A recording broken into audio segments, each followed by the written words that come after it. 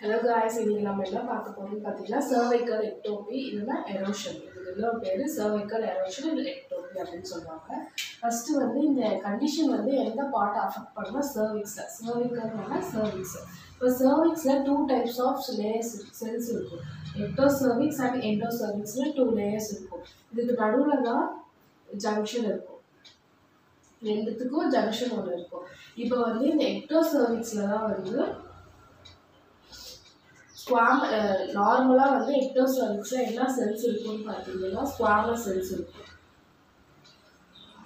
இந்த squamous cells வந்து காலனார் செல்ஸாக வந்து சேஞ்ச் ஆகும். அதுதான் வந்து நம்ம எக்டோசர்விக்ஸ் அப்படின்னு சொல்லுவாங்க. இந்த ஸ்குவாமஸ் செல்ஸ் வந்து இந்த இதில் வந்து நார்மலாக காலனார் செல்ஸ் இருக்கும். எண்டோசர்விக்ஸில் நார்மலாக காலனார் செல்ஸ் இருக்கும். இது வந்து எதுவும் அஃபெக்ட் ஆகாது. எக்டோசர்விக்ஸ் மட்டும் தான் அஃபெக்ட் ஆகாது. என்னன்னா ஸ்குவாமஸ் செல்ஸ் வந்து காலனார் செல்ஸாக சேஞ்ச் ஆகும். அதுதான் வந்து எக்டோசர்விக்ஸ் அப்படின்னு சொல்கிறாங்க. இப்போ வந்து ஈட்டியாலஜி வந்து 2 இருக்கு. ஒன்று வந்து கன்ஜெனிட்டல், இன்னொன்று வந்து அக்வைர்டு. கன்ஜெனிட்டலாக வந்து அதுவே வந்து சரியாயிடும். கொஞ்சம் நாளில் ஈஸ்ட்ரஜன் லெவல் பேபிக்கு கம்மியானோடனே அதுவே சரியாயிடும். இதே வந்து அக்வைர்டில் வந்து எந்த கண்டிஷனில் வருதுன்னா ஒன்று வந்து இன்ஃபெக்ஷன், இன்னொன்று வந்து ட்ராமா.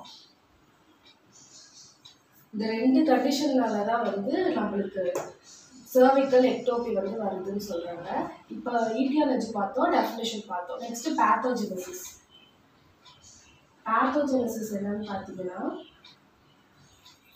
இப்போ நான் சொன்னேன்ல எக்டோசர்விக்ஸ்க்கும் எண்டோசர்விக்ஸ்க்கும் ஒரு ஜங்ஷன் இருக்குன்னு சொன்னேன். அந்த ஜங்ஷனில் வந்து ஏதாவது ஆல்ட்ரேஷன் இருந்ததுன்னா இல்லை அந்த ஜங்ஷனில் வந்து ஏதாவது ஒரு டேமேஜ் இருந்ததுன்னா அதில் இருக்க செல்ஸ் வந்து அப்படியே மேலே வந்து டீவியேட் ஆகிட்டு போயிட்டே இருக்கும். அதனால தான் வந்து இந்த சேஞ்சஸ் வந்து நடக்குது. ஸ்குவாமஸ் செல்ஸ் வந்து காலனார் செல்ஸாக சேஞ்ச் ஆகும்.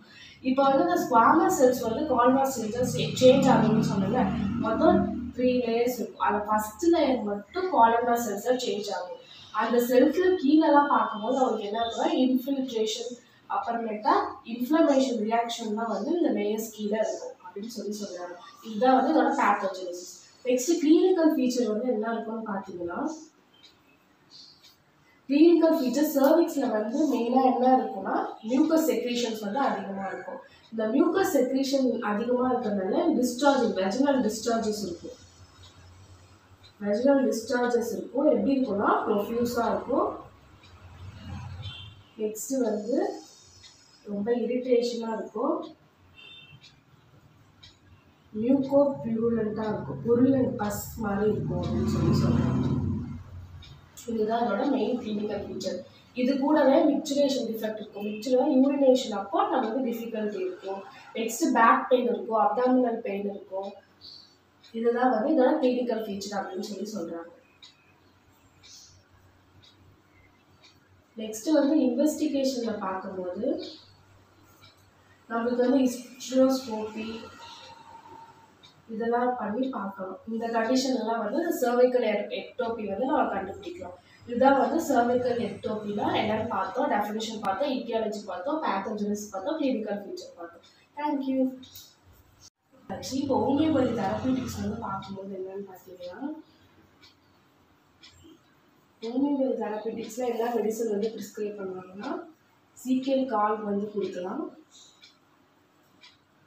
சீக்கியல் கார்னேட்டம் இல்லைன்னா கிரியோசெட்டம் இருக்கலாம். Next hydrolysis. இந்த மெடிசன்லாம் வந்து இருக்கலாம் அப்படின்னு சொல்கிறாங்க.